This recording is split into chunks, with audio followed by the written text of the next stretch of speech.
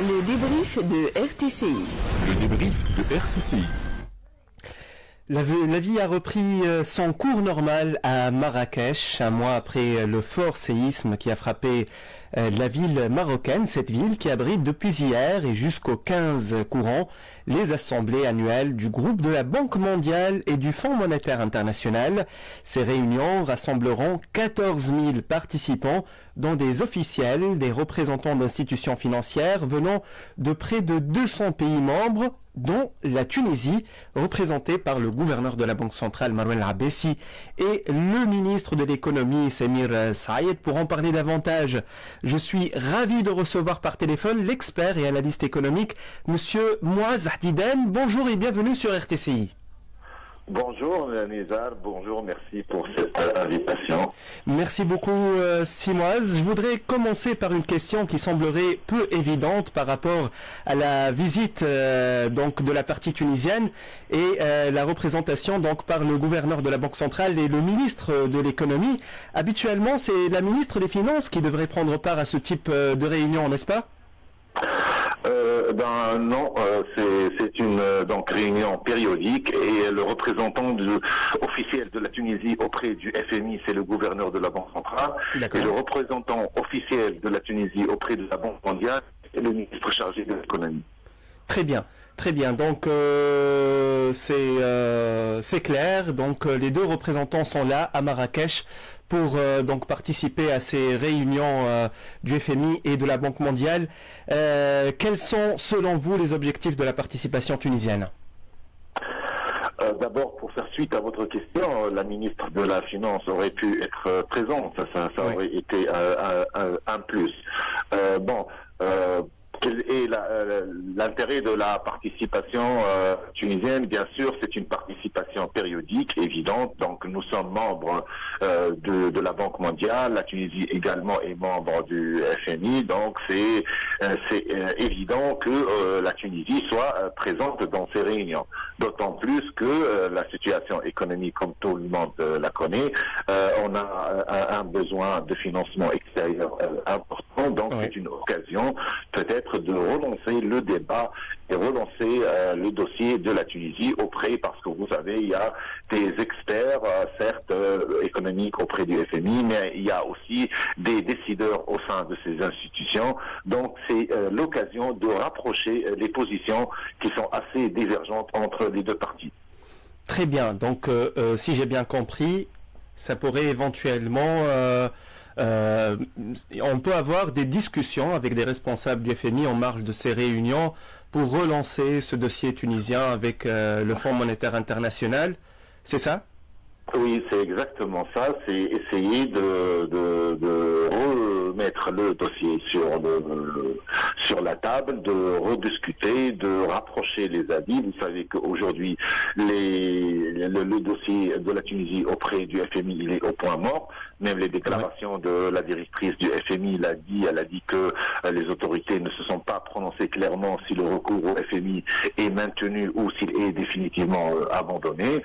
Surtout que au niveau du chef de l'État qui souligne qu'il n'y a pas question que la Tunisie cédera aux conditions étrangères et devra compter sur ses propres moyens. Donc comment faire pour ne pas céder aux conditions du FMI qui, sachant-le que déjà la Tunisie a une dette auprès du FMI qui est de l'ordre de 1,8 milliard de dollars et nous demandons un nouveau prêt de 1,9 milliard de dollars sans vraiment entreprendre les réformes demandées par ce bailleur de fonds. Donc ça va être difficile de trouver un compromis avec le FMI. Certes, avec la Banque mondiale, c'est un peu plus souple puisqu'il s'agit de financements qui vont vers des projets bien particuliers ou bien pour lutter contre la pauvreté, pour l'énergie, pour renouvelables et tout ça. C'est une autre paire de manches, mais le FMI, nous demandons un prêt direct à injecter au budget de l'État. Et là, le FMI, il vous dit, vous avez déjà une dette envers moi de 1,8 milliard. dollars, vous demandez 1,9.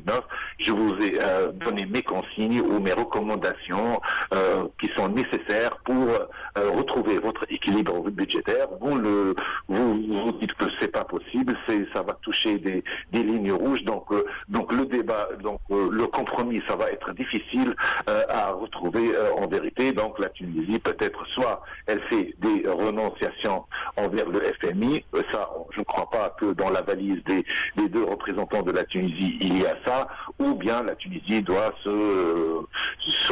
trouver d'autres moyens de financement autres que le FMI. Je reviens, Monsieur Mouaz Ahdiden, justement à la dernière déclaration de la directrice générale du FMI.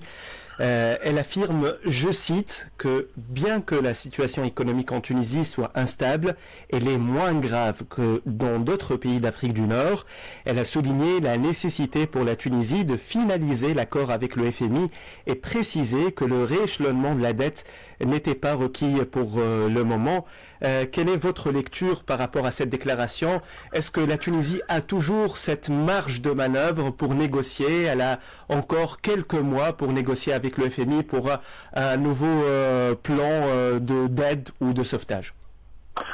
La déclaration est claire. D'abord, on comprend que le FMI, il tend toujours sa main pour venir en aide financière à la Tunisie, c'est le premier.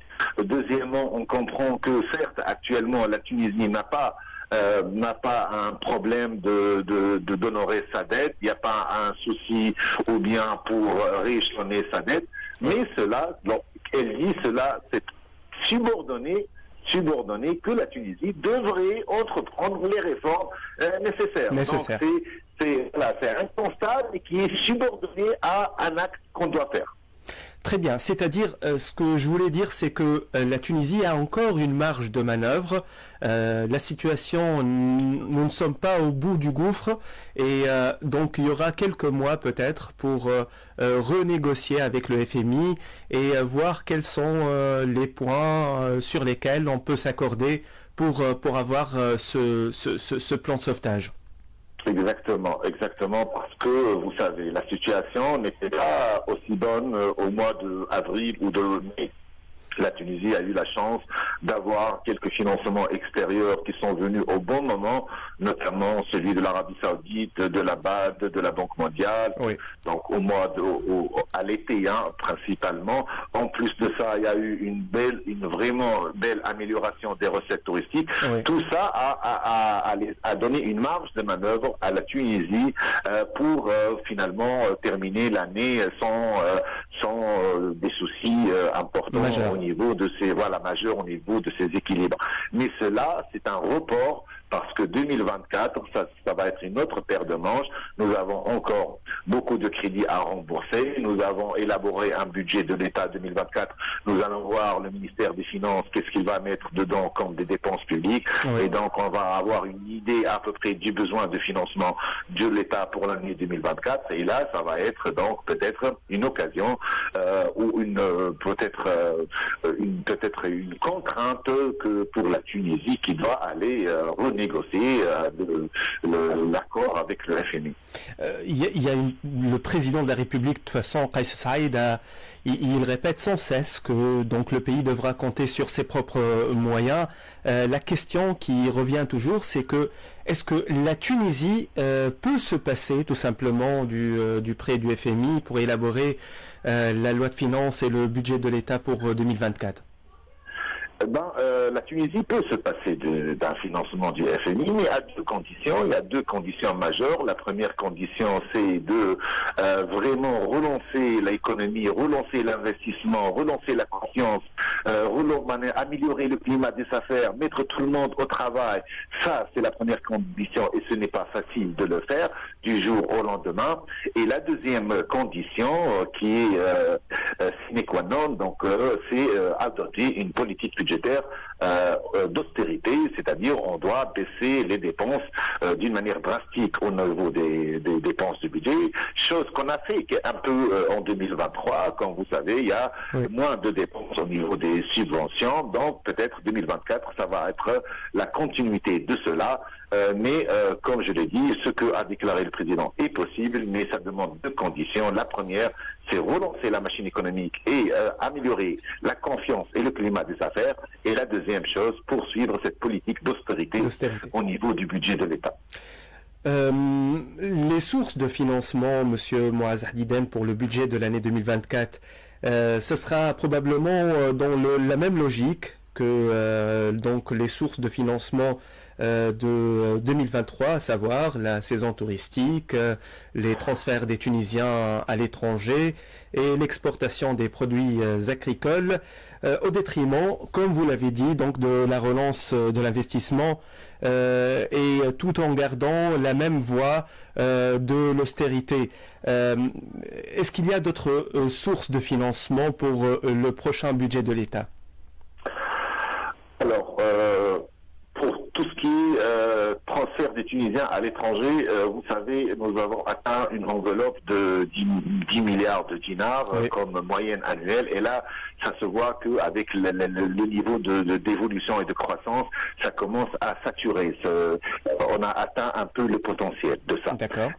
Par contre, au niveau des recettes touristiques, on doit s'attendre à une poursuite de l'amélioration des recettes touristiques. Peut-être si cette année, on devra réaliser 6 milliards de dinars de recettes touristiques, on pourra faire 7 ou 8 milliards de dinars de recettes touristiques l'année prochaine en 2024. Pour ce qui est des sources de financement de dette par la dette extérieure, je crois que là, la situation va se devenir un peu plus difficile, vu que nous avons pu in extremis avoir quelques crédits en 2023 sous des conditions bien particulières, notamment l'appui de l'Union européenne et de l'Italie, sauf qu'aujourd'hui, comme vous savez, le FMI déjà c'est au point mort. La situation, la relation avec l'Europe devient un peu plus critique, donc il ne reste pas grand-chose. Je ne crois pas que déjà dans le budget de 2023, il y a des sources de financement qui ont été écrites et dans le budget, mais qu'on a à ce jour-là, on n'a rien reçu. On a déjà programmé un crédit avec l'Algérie qu'on n'a pas encore reçu. On a programmé un crédit avec l'Union européenne, un crédit budgétaire qu'on n'a pas encore reçu. Donc je ne vois pas comment en 2024, même si on aura ces crédits, on doit les renouveler. Donc ça va être un peu plus difficile. Peut-être il faut ouvrir un peu l'espoir en signant à quelques programmes de réforme, soit avec le FMI ou en étant un peu plus souple avec l'Union européenne, parce que historiquement, ce sont les deux principales sources de financement extérieur de la Tunisie, en plus de la Banque mondiale. Comme j'ai dit, la Banque mondiale finance principalement des projets bien particuliers. Voilà, c'est pas de budget de l'État. Donc, sincèrement, je dis que la Tunisie devra adopter une position plus souple en matière de politique économique et budgétaire pour donner l'impression que la Tunisie est prédisposée à avancer et améliorer ses équilibres. Voilà, donc en gros, la Tunisie peut se passer du prêt du FMI pour le moment, mais uniquement à court terme. On doit trouver un accord pour passer après avec donc des financements de la part de nos partenaires internationaux, que ce soit l'Arabie Saoudite, le Japon et d'autres pays. Voilà, exactement, c'est ça. Très bien. C'était Monsieur Moaz Hdiden, l'expert économique. Je vous remercie pour cette lecture et cette analyse. Et à très bientôt, j'espère. À très bientôt. À très bientôt. Merci beaucoup. Merci beaucoup, c'est Moaz Hdiden. Mesdames et messieurs, le débrief se poursuit. Nous serons de retour dans quelques instants.